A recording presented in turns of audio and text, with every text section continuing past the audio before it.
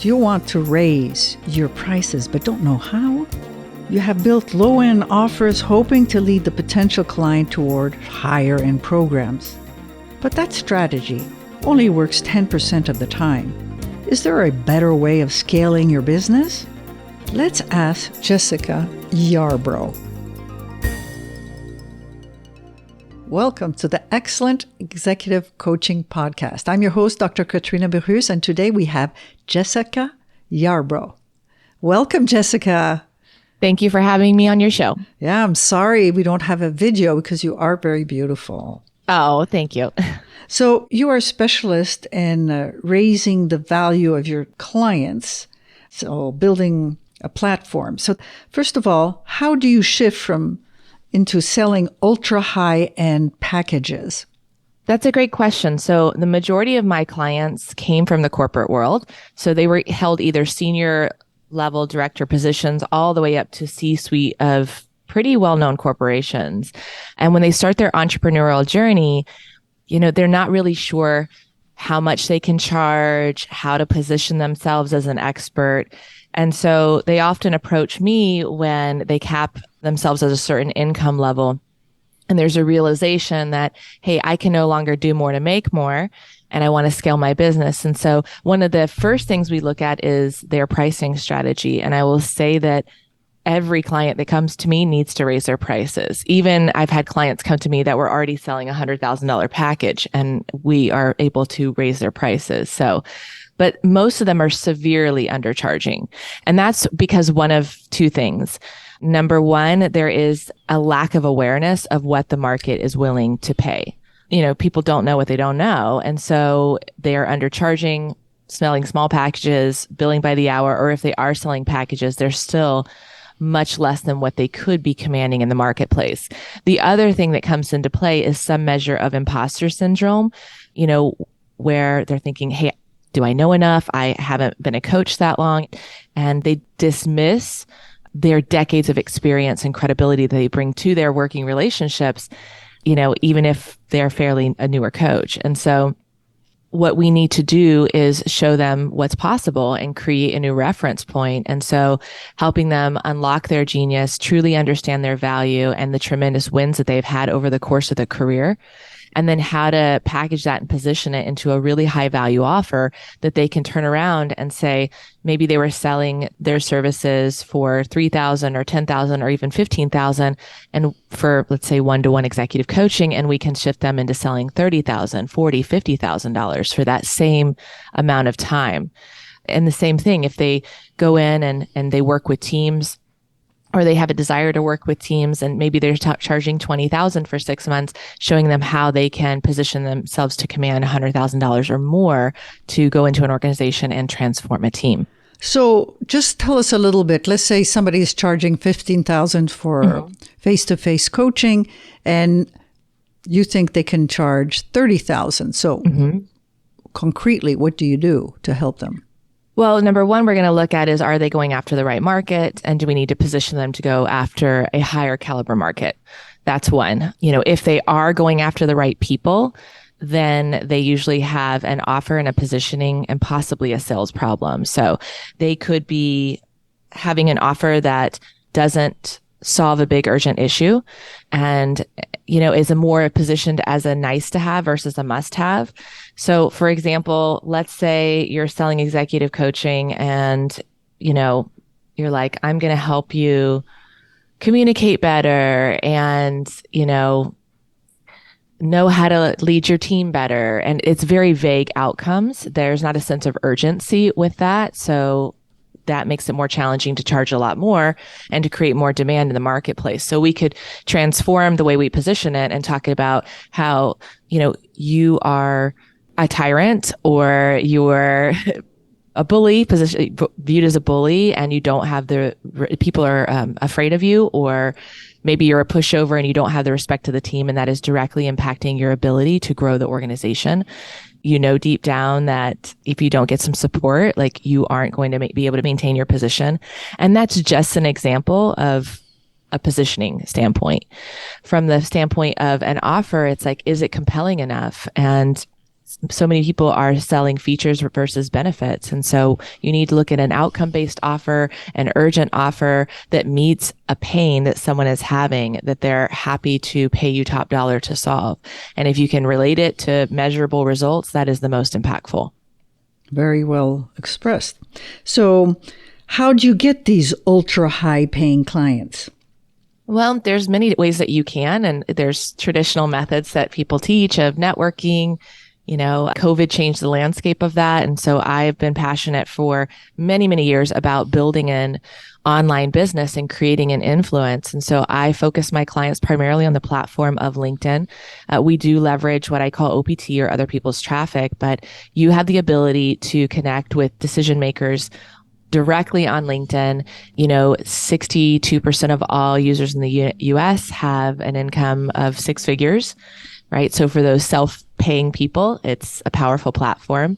You can directly filter by job titles, industry, company sizes. Like there's no other platform in the world that will allow you to drill down data and to get in front of decision makers. But you need to build an audience of the right people and create trust and rapport on the platform so that you can shift from lost in a sea of sameness, another certified executive coach, to true expert authority and being sought after. And LinkedIn is a phenomenal platform to do it, but you do absolutely have to roll up your sleeves and execute on the work. Okay, so that's a strategy you use to get higher paying clients for our listeners. Is really LinkedIn is the primary social media venue that you use. Absolutely. I mean, there are certainly others, but keep in mind that you can't be everywhere all at once and be successful, right? It's like a shotgun approach. And so every platform is different. And if you want to gain traction, you need to go to the platform where your ideal clients are and where it's easy to connect with. And I don't know a single platform that is better in the world to connecting with C-suite and executive decision makers than LinkedIn, right? And I would say a third of my clients don't even have Facebook. Right. So, and certainly lots of them aren't on Instagram, and, you have to go where your people are. So if you are marketing to high caliber executives, either for self-pay career executive coaching, or if you want to market to organizations that will fund their executives, their leadership development, their cultural development, then LinkedIn is the place to be. And so absolutely, there's more to it than just focusing on LinkedIn. There's a real strategy. And so many people come to me and say, I've tried LinkedIn and it doesn't work. And that's because they have a messaging issue. 90% of the coaches and consultants that haven't gained traction and built expert authority online have a fundamental communication problem. They are unable to effectively communicate their value. They miss the mark with their messaging and they get lost. And so before you execute on any social media platform, whether it's LinkedIn or, Twitter or whatever you use, you need to have your messaging dialed in so that you can position yourself correctly and shift perception online towards you. Great. So first you mentioned selling to ultra high end. Then how did you find these high end paying clients on LinkedIn? So now let's say you have a lot of high end clients. How do you scale and make sure that you don't burn out and regain some of your freedom and time? Well, that's a great question. Most of the time if people are stuck and they're unable to move forward, it's because they're at the center of their business, and part of that is if you're underpricing and you have a full book of business, then you're too busy to take on new clients. And so people say, I'm so busy. I've got a bunch of one-to-one clients. Well, a ton of one-to-one clients, number one, isn't scalable. Number two is if you cannot take on more clients, then you cannot grow. And so I've had clients who they're losing so much opportunity because they literally can't take on another client, and they're burning themselves out because a ton of one-to-one clients is exhausting because, as you know, there's a lot more to running a business than just coaching. Right? You Absolutely. Are wearing all the hats. And so we have to remove the business owner from the center of the business.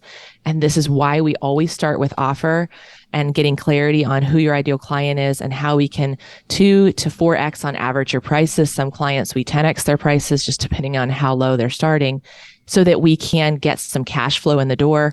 We do some marketing. And then with that new cash flow, and the ability to work with fewer clients and make more money. Now the business owner has more time on their hands and they have cash flow. And the beautiful thing about that is with the cash flow and the time, and now they can spend more time doing things that they enjoy. They can take control of their calendar and they can use the cash flow to build the team and the systems that are necessary to scale, to run the business and to scale. And that's how we move clients into the high six figures and even multiple seven figures.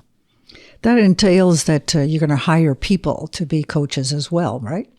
You can hire people to support coaching. The only time I recommend that, unless you're someone who wants a licensing model and you're looking to build, that is one way to scale. So I don't teach the guru model where we're going to certify coaches under you and create all of that. And that's only because for me personally, I don't believe in certifications.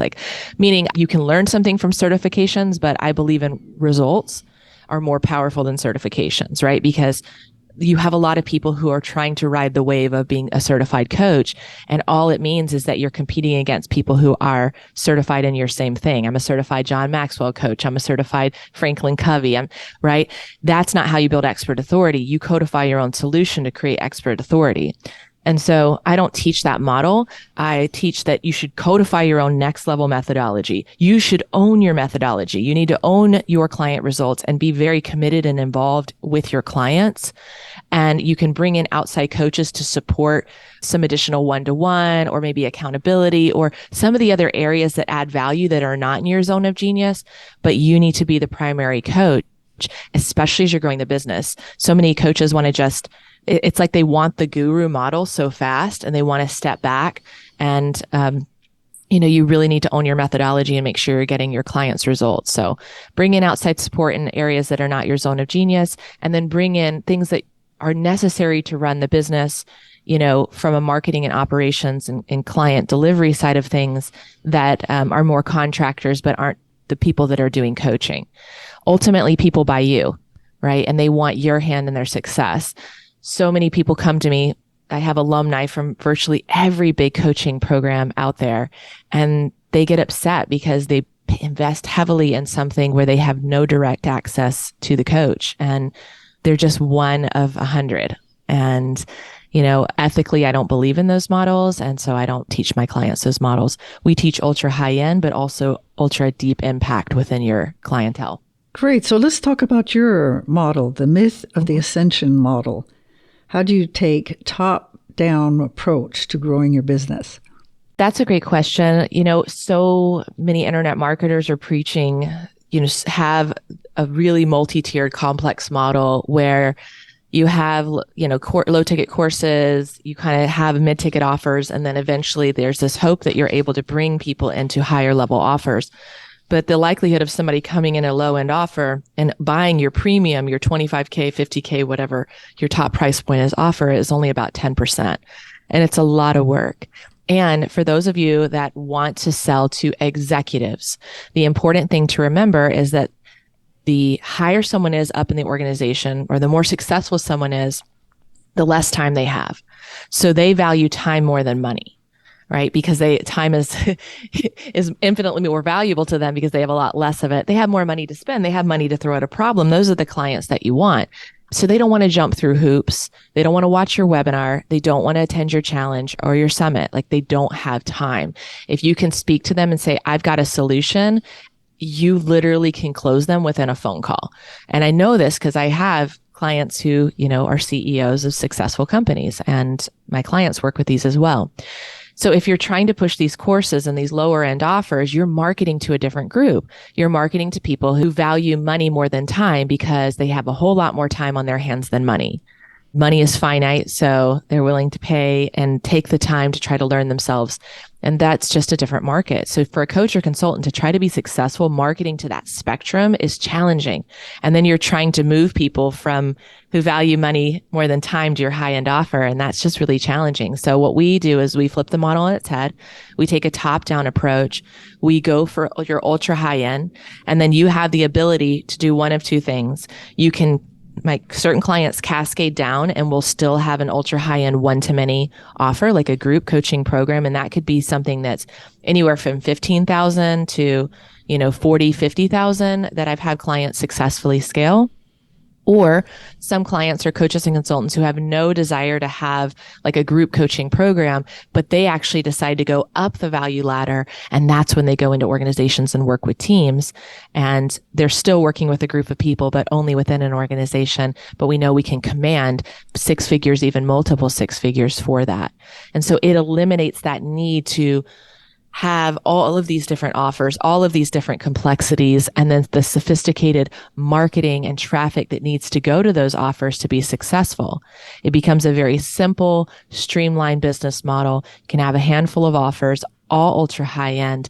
Everyone is tied to a significant amount of revenue, and it's better clients. They get better results because they're committed. You get to make an impact and you get to make a lot more money. You make a very important point, money versus time. And people that have time are careful about the money, but people that have money are very careful about their time. If we can, let's say, summarize it in that way, I think is terrific. And I totally agree with you. The opposite. You go for the high end. I'm not sure the people in the high end really want you to be working in a different level because your messaging is also not honed in to them. Exactly. And it can turn them off and you can confuse your audience. So I did a video on like top mistakes you can make, and I see coaches and consultants make, and it's confusing the heck out of their audience because, one day they're saying, oh, I can help you achieve this result. Maybe it's like, I can help you get 10K months, and they're marketing to them. And then a few weeks later, they're pushing some special course. And then a few weeks later, they're saying, I help scale companies. And so when you do that, you're going to confuse your highest end clients. And so a lot of people they struggle to market themselves because again, they're spread too thin. You could take the same thing with a career coach, right? If you're marketing to an executive level career acceleration versus a newer one, those are different pain points that those people are experiencing. And so you need to decide to the one person that matters. And that is how you get traction and gain expert authority. Wonderful. Thank you very much. So tell me, we're coming just about to the end of our podcast. Tell us where people can get a hold of you. Well, definitely go to my website to jessicayarbrough.com/influence and download my in-depth guide on the different scaling the 4 rungs of the ladder of influence. And then follow me on LinkedIn, hit the connect button. Let me know you heard me on the show. I put out content daily and provide a ton of value to my audience, and I would love to connect with you. Wonderful. Thank you so much, Jessica. Thank you for having me. Take care. Thank you for listening to the Excellent Executive Coaching Podcast. You can subscribe to all future podcasts at excellentexecutivecoaching.com. Join us each Wednesday to learn more about the latest trends in leadership techniques and bring your coaching to the next level. To learn more about Dr. Burris' CEO Mastermind, use the contact form at excellentexecutivecoaching.com.